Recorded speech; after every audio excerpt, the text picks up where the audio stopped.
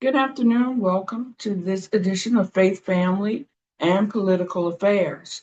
This is, of course, the last day of Black History Month, and I just wanted to honor that. So much has happened this month um, that with the passing of Reverend Jesse Jackson, a civil rights icon, as you know, um, just an incredible orator. Um, and giant in the African American community in the United States of America and around the world. And so that has been a major um, moment during this Black History Month that I think we all will remember. Um, of course, he had been sick for a while, and so we just are glad that he is no longer suffering, but we will miss his presence and certainly his contribution and his leadership, especially in the African American community. Um, there are several funeral events honoring his life and his legacy have already begun. Um, his family has made several appearances before the public and at the Rainbow Push Coalition offices. His body, was lying in repose there. Um, and the family is planning additional services for Reverend Jackson um, in the coming days. And I did see that you could go to www.amsterdamnews.com to find out the details of those upcoming observances in his honor. So I did want to start off with that. Next, I am wearing my green earrings and my green necklace. Um, to just pay homage to Representative Al Green's stance at the State of the Union address of this current president on Tuesday evening. By now, you may have heard that Representative Al Green, a Democrat out of Texas, um, an elder statesman, I like to call him because he is, I believe, 77. I know he is in his 70s and has served in the Congress for some time. Well, he decided many of the Democrats were considering how they would protest um, this presidential speech, primarily because the president continues to espouse projects that and policies that the Democrats feel are hurting the American people. Um, Among them are the deaths of two American citizens in Minnesota at the hands of federal ICE agents. ICE, of course, stands for Immigration and Customs Enforcement. Renee Good, a mother of three children, and Alex Preti, a nurse at the Veterans Hospital there in Minnesota, were killed. Um,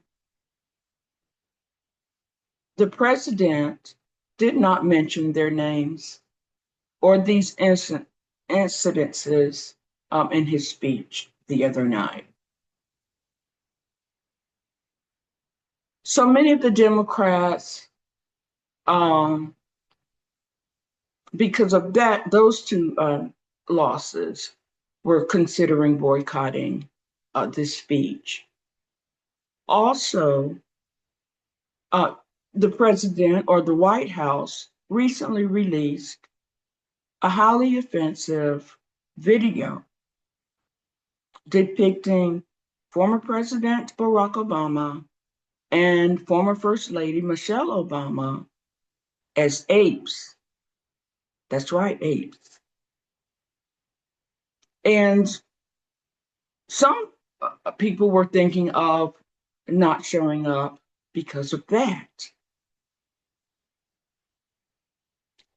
And of course, the Epstein files continue to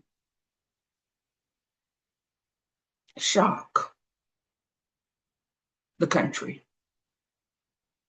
The revelations in these files continue to cause top leaders around the world to resign.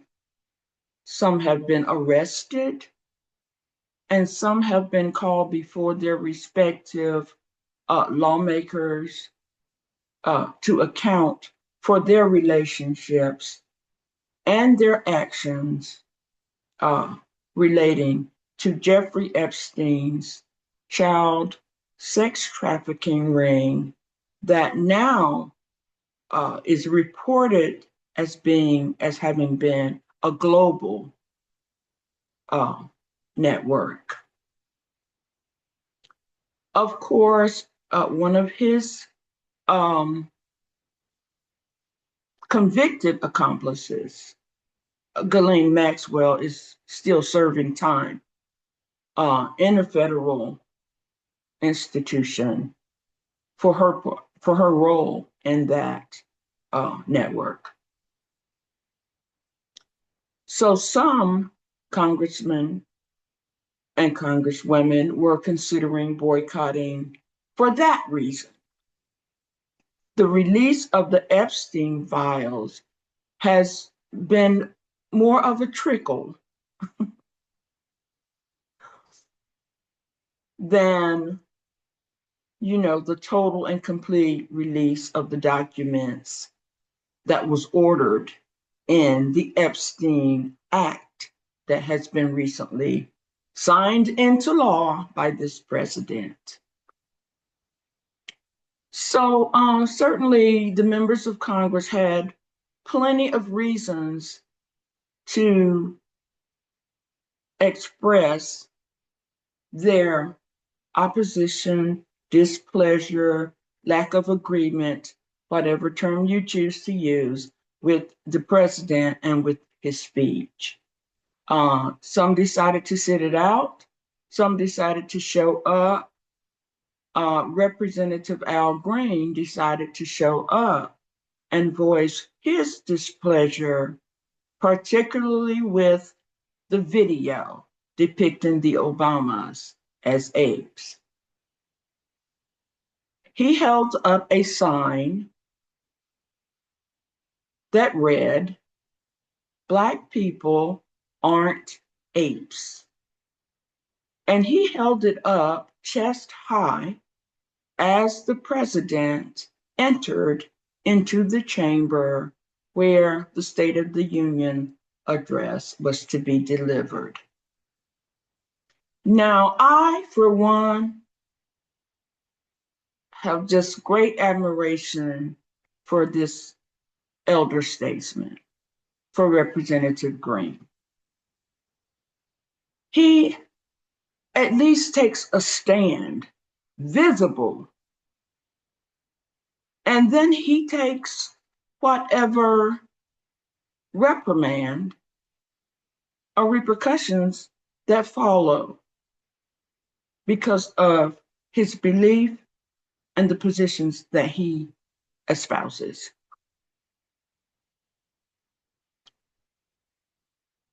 There are so many people right now in positions of power who are complicit in their silence. They say they don't agree with many of the policies of this administration, yet they remain silent. And not silent in the way that Representative Green, because he never spoke a word. He just held up his sign. Once again, civil disobedience.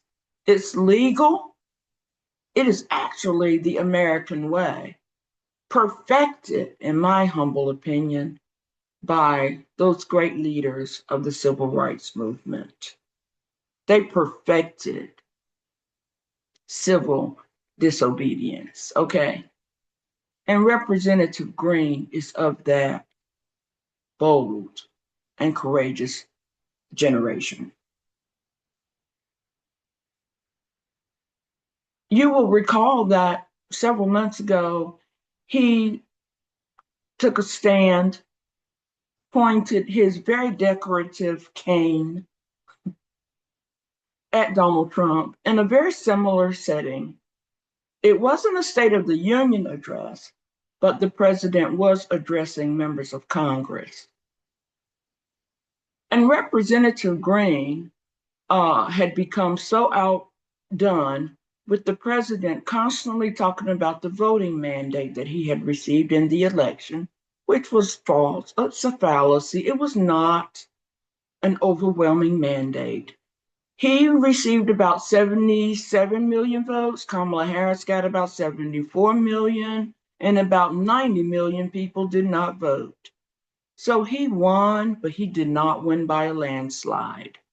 And Representative Green had just had enough of Trump at that address talking about his mandate. So he was collecting his things to leave. And the president said it one more time. And Representative Green was talking about his mandate, and Representative Green turned and shook his cane and said, "You did not have a mandate to cut Medicare and Medicaid."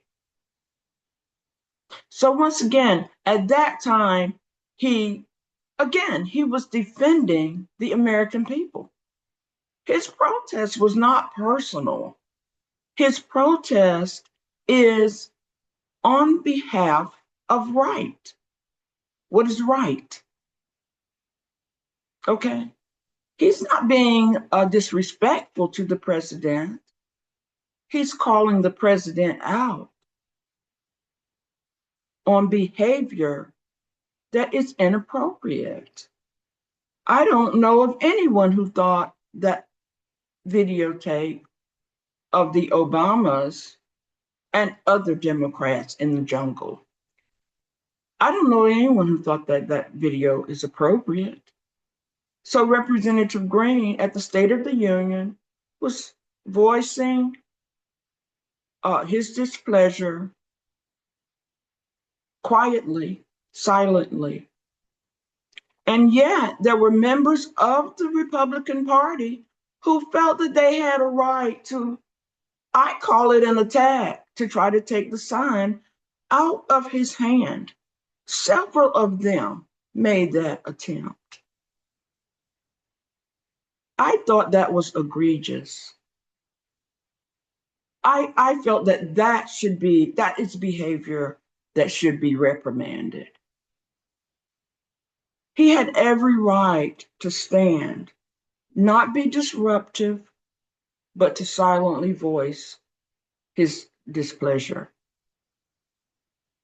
And yet, several members tried to pull the sign from his hand. No one has reported it. Black Star Network, Roland Martin did report it, but no one in the mainstream media has even talked about that.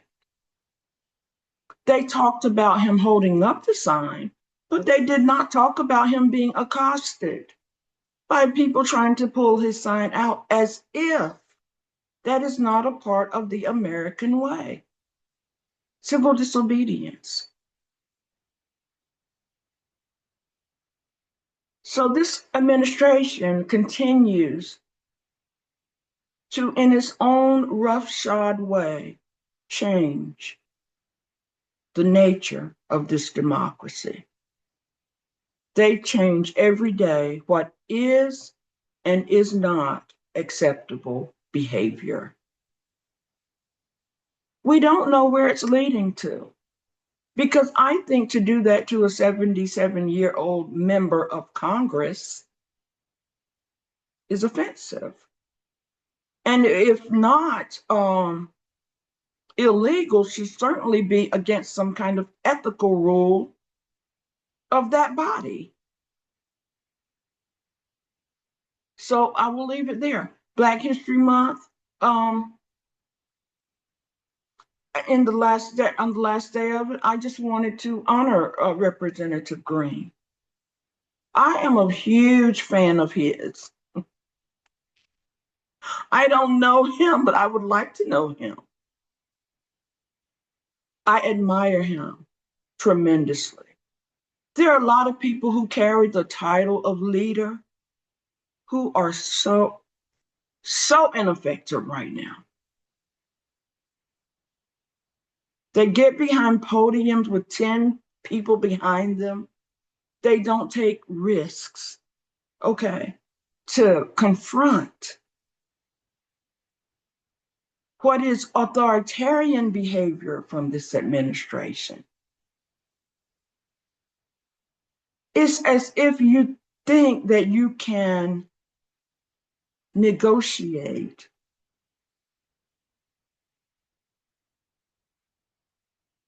with someone who desires to have all the power all the time.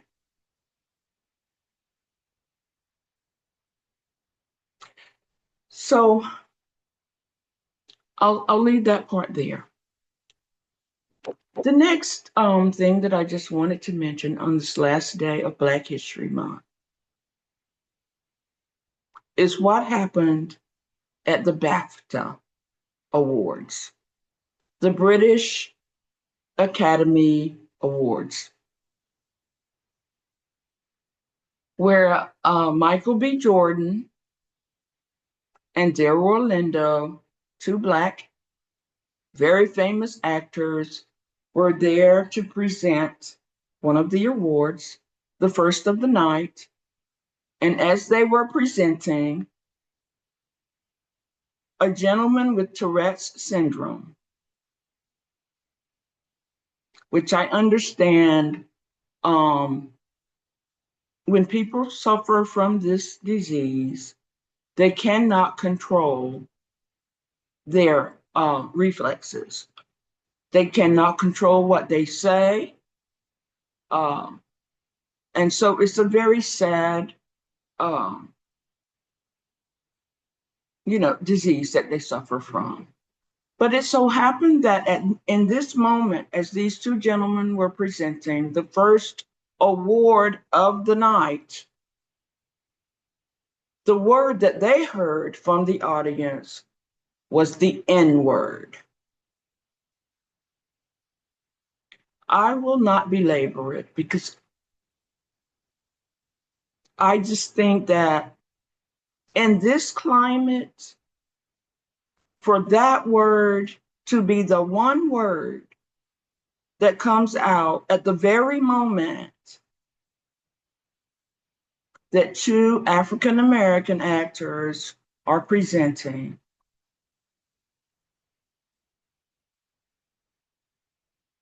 is sad. As I've said in my last video, this Black History Month is a time to be paying attention. Voting rights are under attack right now as we move closer to the election season. This president is already threatening to nationalize the voting system.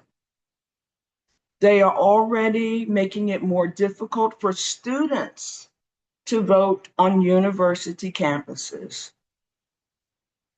I know throughout North Carolina and many other states, many students use their student ID for their university to vote. And many places, many of the voting places are there on their campuses so that they can vote. easily, because many students are away from home without cars and all of that. And so efforts have been made to make it easy for them to vote. But this administration sees something suspicious in that, and they have targeted young voters. And they are making it more difficult for young voters on college campuses to vote. So if you're a college student, be mindful of that. Find out early where your voting place is. Um, Find out if you're used to voting on your campus and using your ID, find out if that still is in place, because this administration is moving to stop that. Make sure that you can still use your student ID to vote. Because in the past, the student ID, because it is issued by the university, was seen as a government issued ID.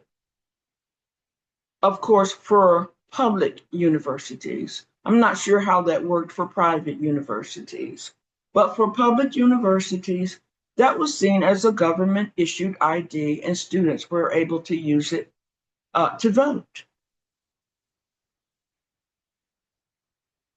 So this is a time for all voters, but in particular, in the African American community, we have been targeted in the past.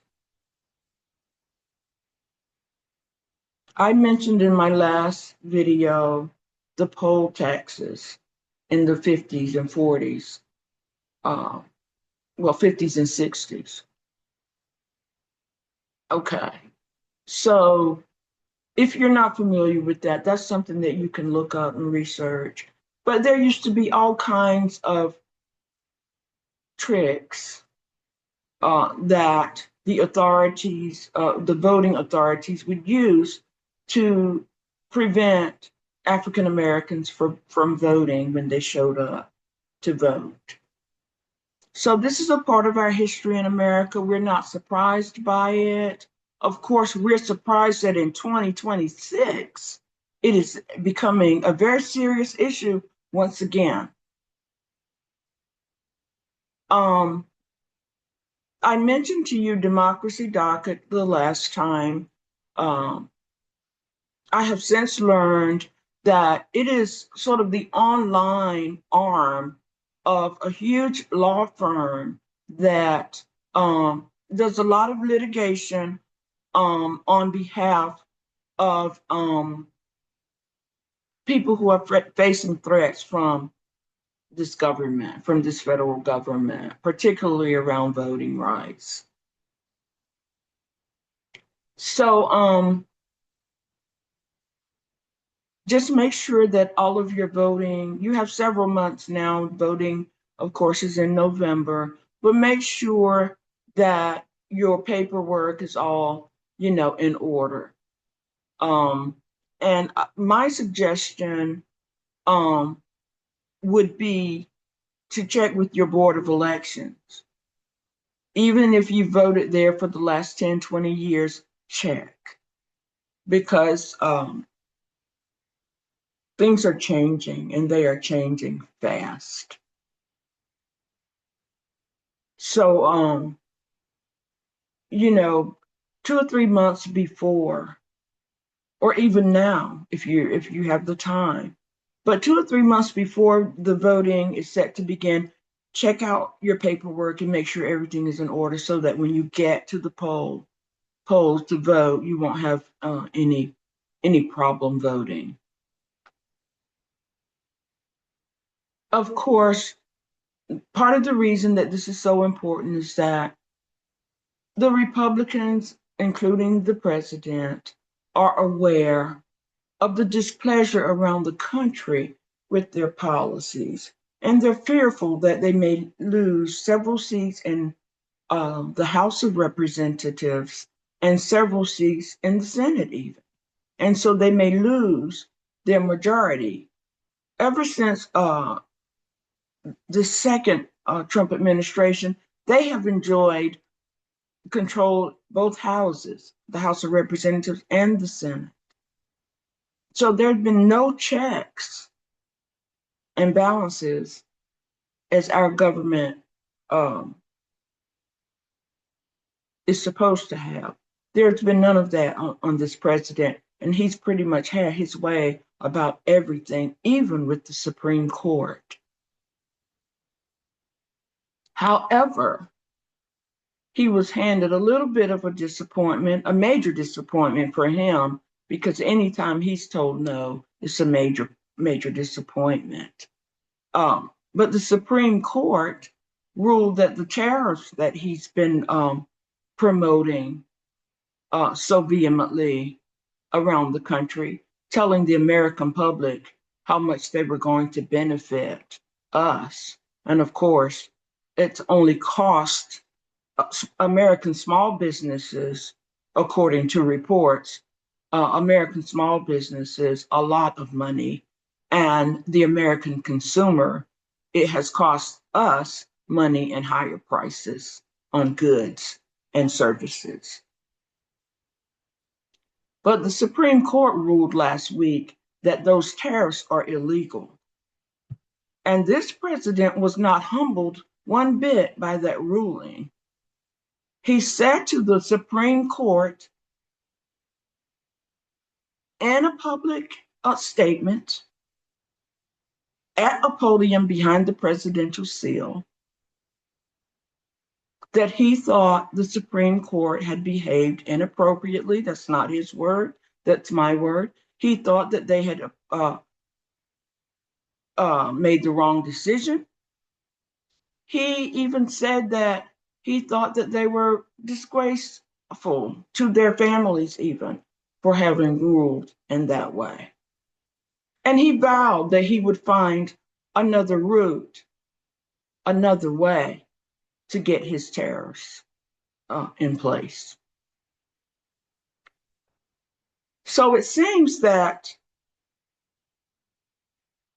he feels very comfortable confronting any institution, even those that were designed to check the American president, not just to check this president, but the checks and balances are there to protect the country and the Constitution and the people against a rogue president. The Congress is supposed to be a check. The president is supposed to go to the Congress for permission to commit this country to a war. And we'll get to that in a minute. And the president is supposed to rely on the Supreme Court's interpretation of the law as the highest court in the land. So this administration seems to have, the order of things, the hierarchy a little bit confused. Instead of listening to the interpretations of the court, they expect the court to listen to their interpretations of the law. That would not only be the president, but also his, the one that they call the prime minister inside the White House, according to reports, Stephen Miller. He's really big on interpreting the Constitution for the Supreme Court even, and for legal minds, great legal minds in the country. Stephen Miller feels that, he can pretty much, his interpretation of the law is the interpretation of the law. It's truly amazing.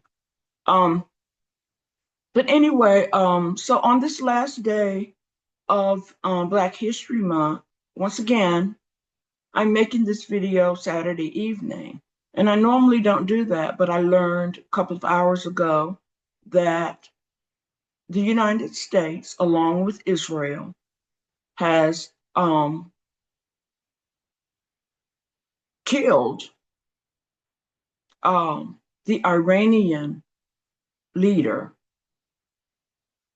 in several coordinated strikes uh, in his compound in Iran.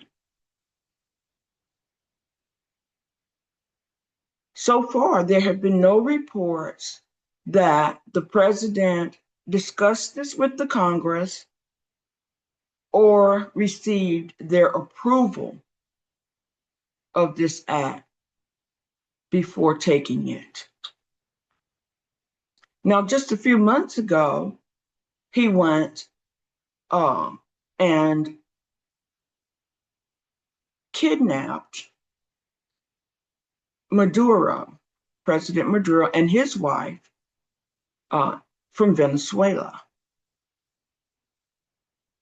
And what is so amazing is that when he takes these actions, he speaks as if he's a great liberator. He urged the people of Iran, because there have been some protests of their government there, he urged them to now take control of your own land and your own, as if right here in the United States, he is not using military force to put down Americans who are protesting the behavior of the government with the ICE agents and the immigration enforcement. It's as if there's a disconnect there. How do you lead liberation around the world when you are tightening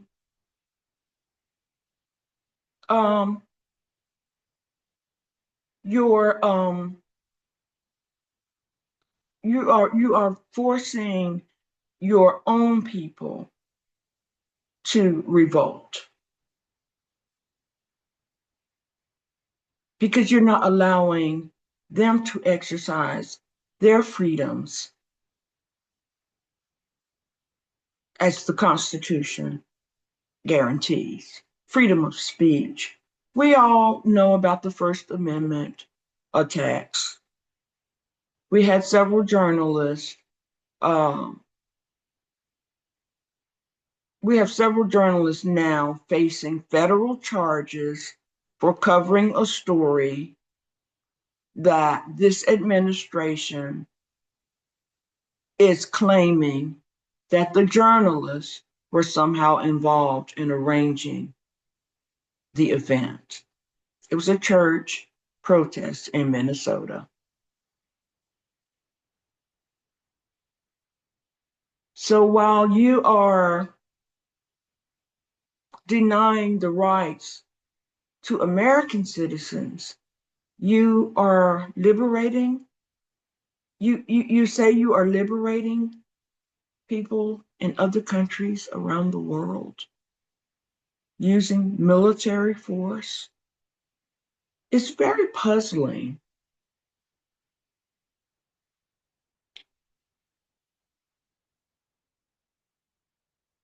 So again, as this Black History Month wraps up, African Americans and other Americans, but because this is Black History Month,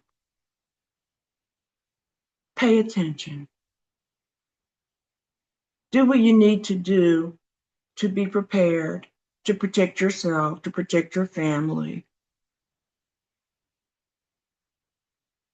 Because in all honesty, we don't know where the assault on the people of America is going to come from next with our own government.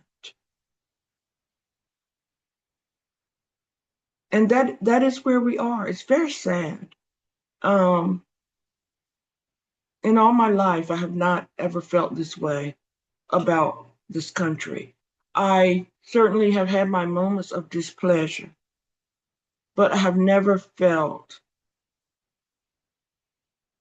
that the checks and balances would not put a person, a rogue president, in his place. After the State of the Union, of course, former President Barack Obama has been speaking about some of this for months. Um, but former President Bill Clinton, um, after the State of the Union address, voiced his concerns about the direction of the country under this president. He was particularly disappointed that this president, while he was taunting the Democrats um, about not standing up, when he said who should be protected first, American citizens or immigrants, and the Democrats did not stand. So he taunted them some. So President Clinton voiced his concern because while the president uh, was sort of mocking the Democrats for not standing, he did not explain for a moment why they did not stand. And it has to do with the loss of life of two people in Minnesota that I mentioned earlier.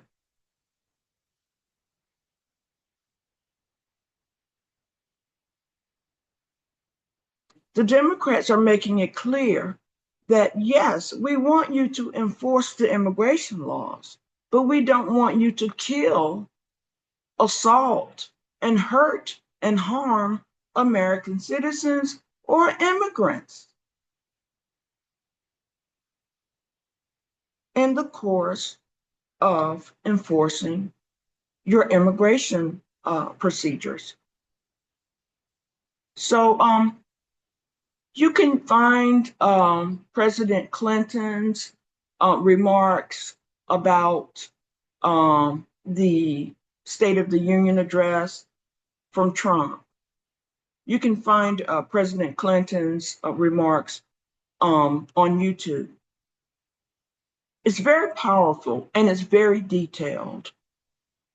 But I tell you, when I finished listening to it, I was disheartened because Bill Clinton, if nothing else, is always optimistic. He's very much like President Obama in that way.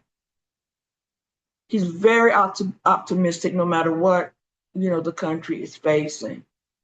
But even he seemed to be somewhat uncertain about the future of the country under this president. But I welcome you. I invite you to go look that up and listen to it. It's about 30, 40 minutes long, but it's worthwhile. It's worth listening to. And then that leads me to one last thing, and then I'm going to close out. The Epstein files. Both Clintons have now been deposed. That means they had to go before members of Congress led by James Comer,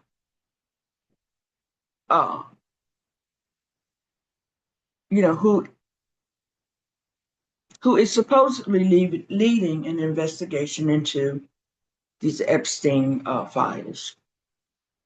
So the latest was on Thursday and Friday. On Thursday, Secretary Hillary Rodham Clinton testified or was deposed before this group.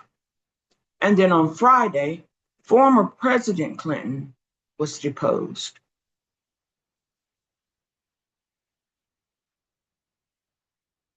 about their relationship with Jeffrey Epstein, the leader, the architect, the convicted pedophile, and the leader of that child sex trafficking ring that was global.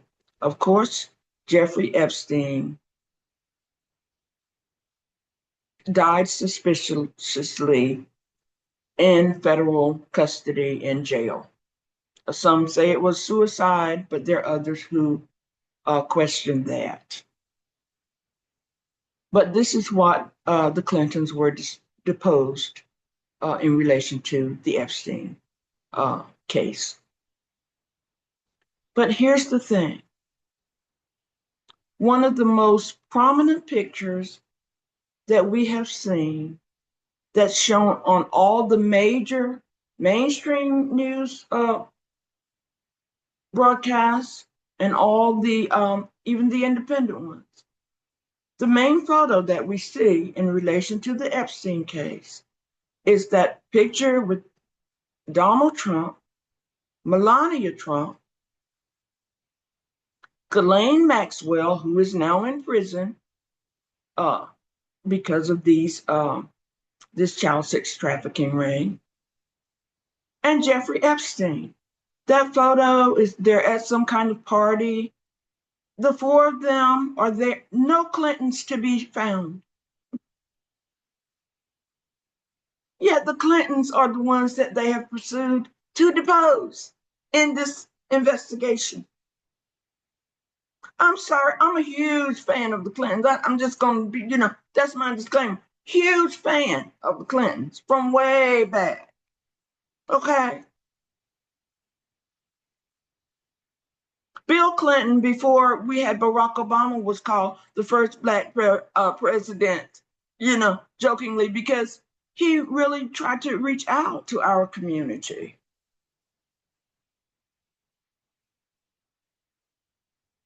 And Hillary Clinton has been on the forefront fighting for women and girls ever since her name was introduced to the public.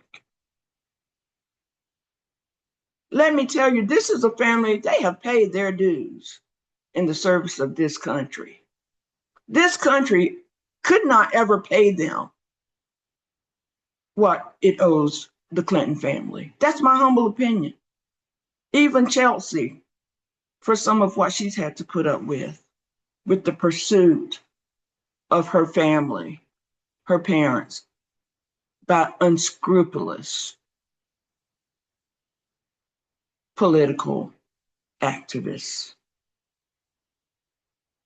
Okay?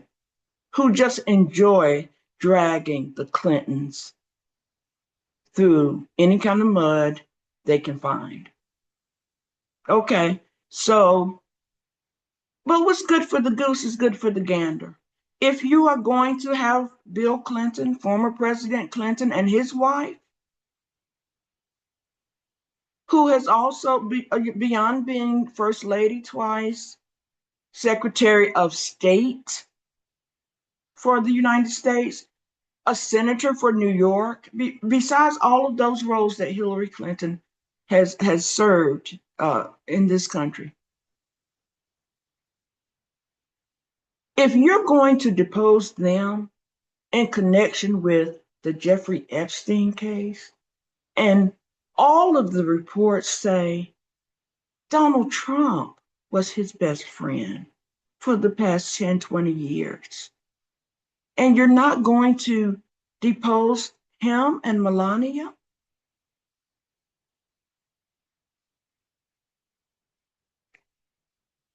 It doesn't make sense. Okay. So as we wrap up Black History Month, this is a serious time.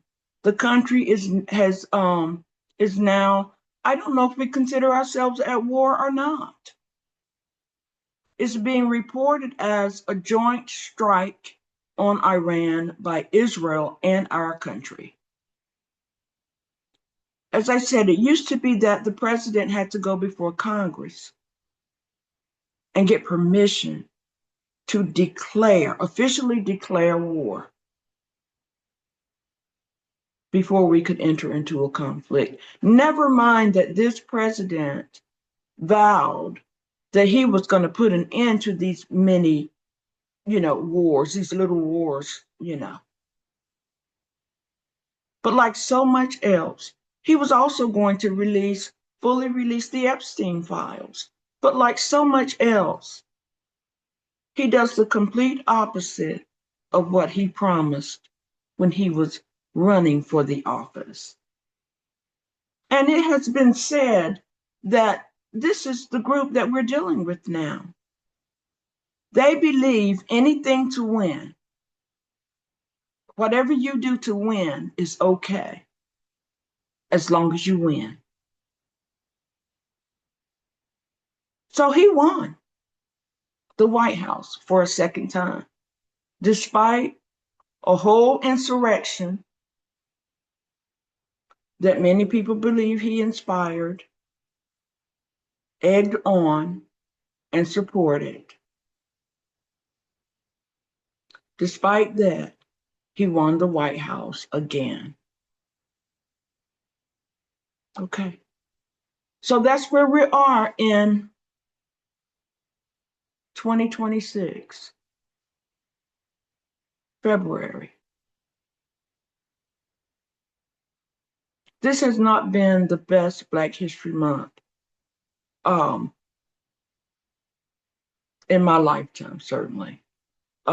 This is one where we celebrate the past. We pay attention to the present in order to protect our future.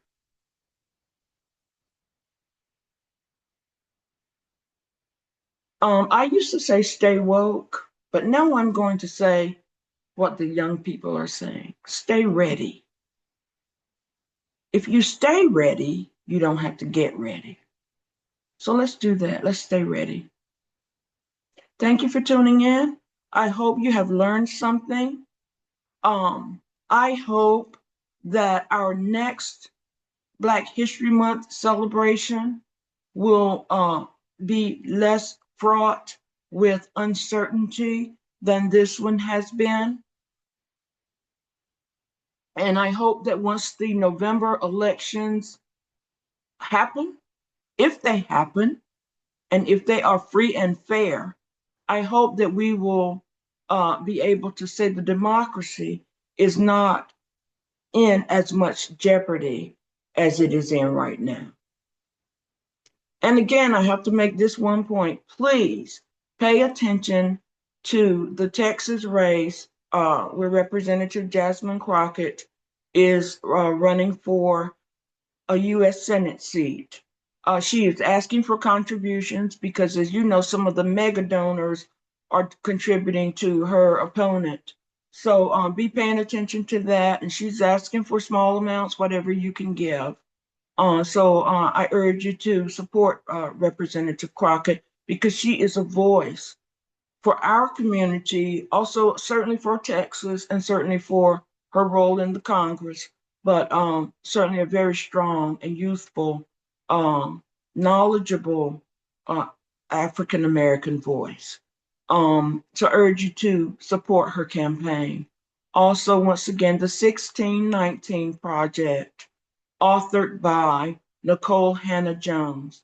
Please look that up to be more informed about the history and how the history informs the present and how the history will impact the future. This has been Faith, Family, and Political Affairs on the final day of Black History Month, February 2026. God bless.